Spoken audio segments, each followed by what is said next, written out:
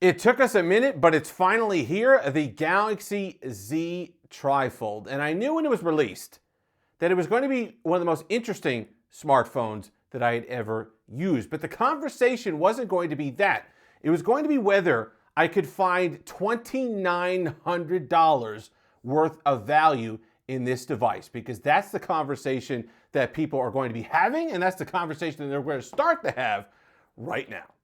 And we're back, and I'm going to do my best to control the glare during the video. I want to talk about a few things right off the bat. I have seen those reports of people having trouble with their inner displays. It feels like a ribbon cable is coming loose or something like that. I could see something like that happening along the wider hinge. Maybe it's a longer connection. I don't know. I haven't experienced it, obviously, but hopefully that's not a widespread issue. Overall, build quality solid. It does remind me of just the Galaxy Z Fold 7, but just with an extra panel that flips out. So if you've held that device, if you've used that device, this is very similar.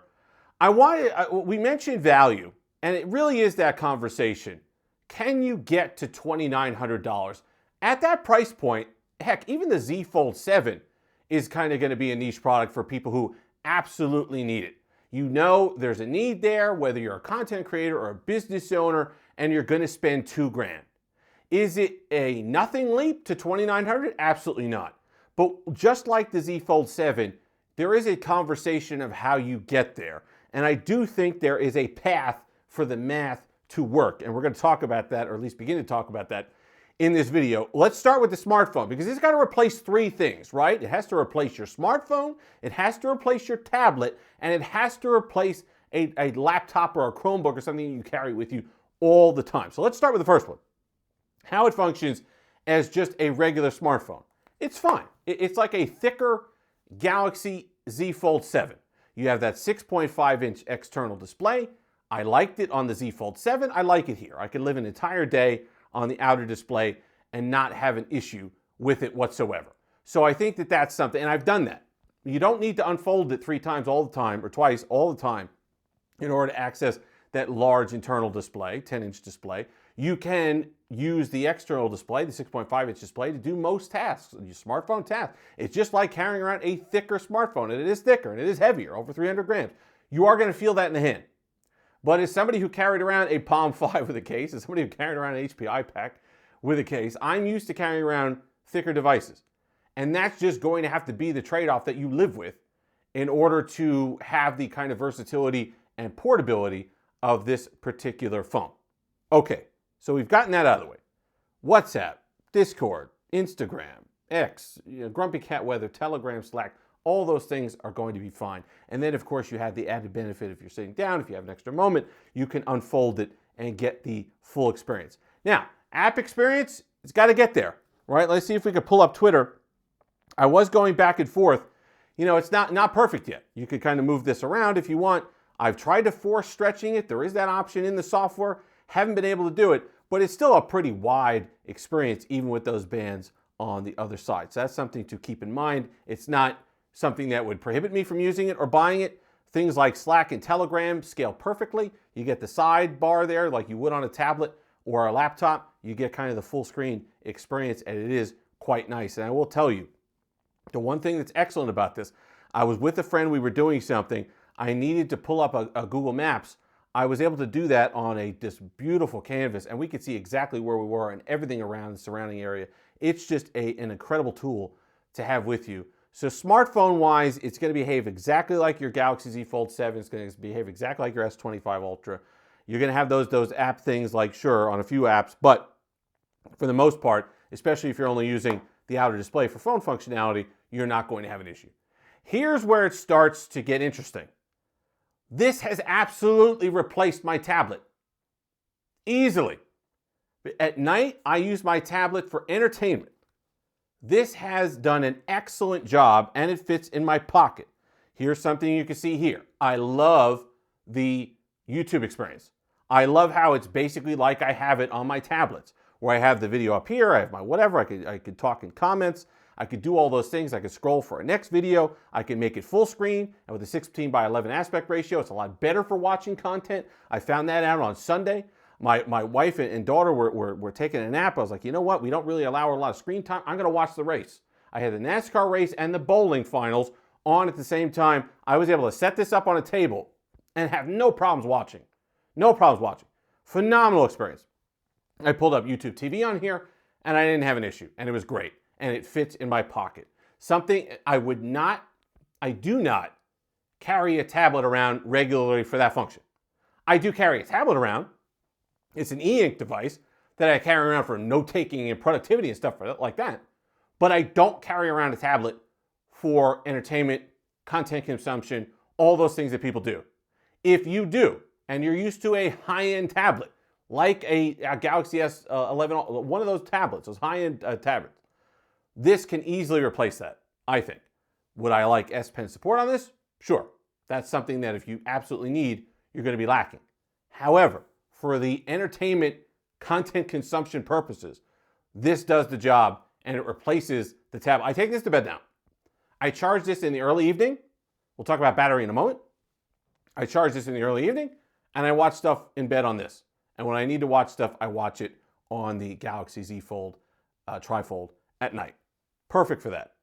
Laptop. Okay. DeX is on here, right? You don't need any of this stuff. So basically I pull up from the bottom here, go ahead and hit plus, and I've got myself a DeX desktop. I could go ahead and open apps. Let's open Twitter again. There it is. You got your floating windows. You can go ahead and hook up the keyboard, the Samsung keyboard, Bluetooth keyboard, mouse. You can do all those things you need to. And then when I want to get out of it, I just go here, I hit that, and I'm back out to the regular desktop. I have not felt the need to do that just yet because of the wide app experience that I get on the internal display. I haven't really felt the need to use DeX a lot, but I do like that functionality is there. I do like the idea of hooking this up with a keyboard, setting it on a stand, having a little mouse here, and going to work. That to me excites me because if you're somebody who carries around a Chromebook and that's your functionality, right? You're in Google Docs, you're in Sheets, you're sitting here on websites all day. Canva, the thumbnail for this video will be done in here. Those are things that you could do on the go now. And you can have the power, the Snapdragon 8 Elite, we've been promised these things. We don't use them. We don't use the overhead on these chipsets. Now we get to do that. And I want to see that desktop experience. Now we've seen a lot of talk about Android 17, how Google is going to force developers to not make app scalability and orientation stuff optional anymore. So they're going to have to be able to scale apps for larger form factors. That's going to play into the Galaxy Z TriFold's hands. I think there's a lot of upside to this form factor, and I think you're going to see more of these devices, not fewer, because the ability to take a 10-inch display with you on the go has value. Absolutely worth it. Everybody that I've shown this to, whether they're a business professional or something like that, if you're a traveling salesperson, if you're a traveling rep, if you work a lot on the road, you're used to carrying a big bulky laptop with you. I was, again, with the same friend. He's like, you have to sign all these documents and look all these PDFs and stuff like that. I could just do this on here. I don't need to bring the laptop around. I could do it on here. I could sign with my finger. I could look at documents and emails like this. If I need to, it's like a page size almost. If I do, I could look at full websites like this. In fact, let's pull up a website right now. You got ESPN, you get the full website experience. Really nice overall. It's just being able to have that versatility of a 10-inch screen in your pocket is phenomenal. Phenomenal. And that to me is where the hidden value comes in. Because is it going to beat out your X1 Carbon ThinkPad that's got a 5070 in it and all those other things? No, probably not.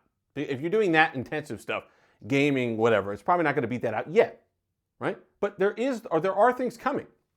There are more mobile games being developed for this, and I think you're going to get more of enjoyment from mobile gaming, putting this on a stand and having kind of a mouse and a keyboard. Will it be the dominant way that you game?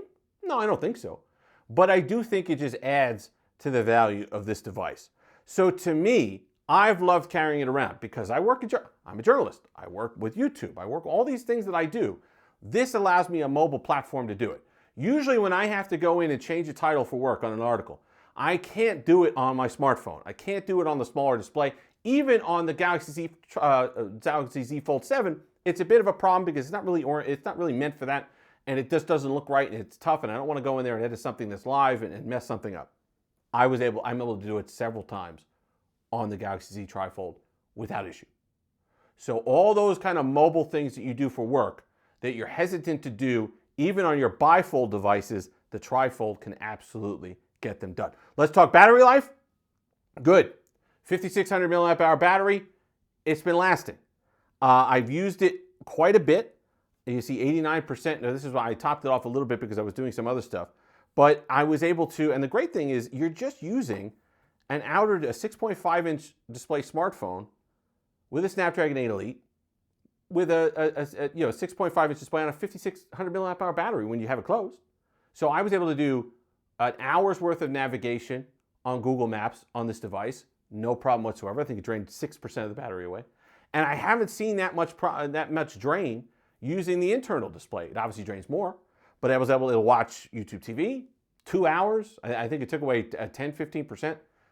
Really nice battery life on this device so far. I was shocked by that. I was a little bit concerned, but at least I had a bigger battery, using that extra space, using the 3 panels to be able to fit more cells in here to get to a bigger number, or a larger number rather, on battery life is certainly impressive. There's going to be plenty more to go on this device because it is interesting. I think that while this is the first through the wall, at least here in the United States, right? We saw the Huawei device previously, but it's first through the wall in the United States. I think this form factor has legs. I think, to me, that even though it's $2,900, and link in the description if you can find one, helps the channel.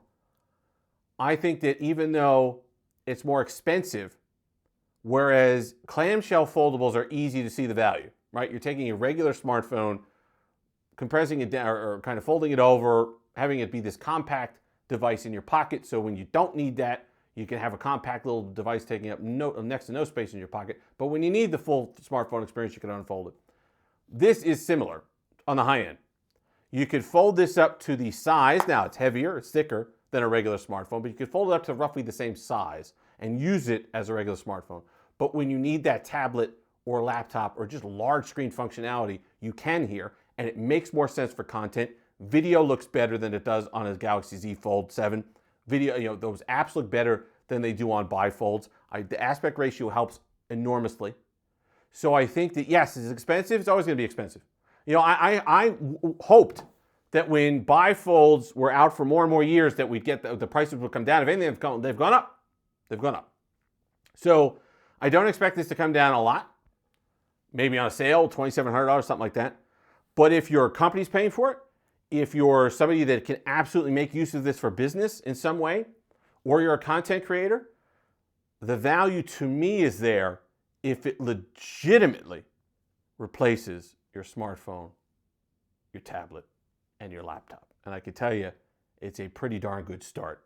And it's just, if you're an enthusiast, boy, is this fun to use. Let me just level with you there. And forget the serious conversation for a moment. If you can, like Ferris Bueller, if you have the means, I highly recommend, but just pick one up. Just pick one up. Just start using it. Amazing. But let's go back to the serious conversation. I do think you can get there value-wise on this device. If you made it this far, like, comment, subscribe, all that fun stuff. Until next time, have that Steve-licious day.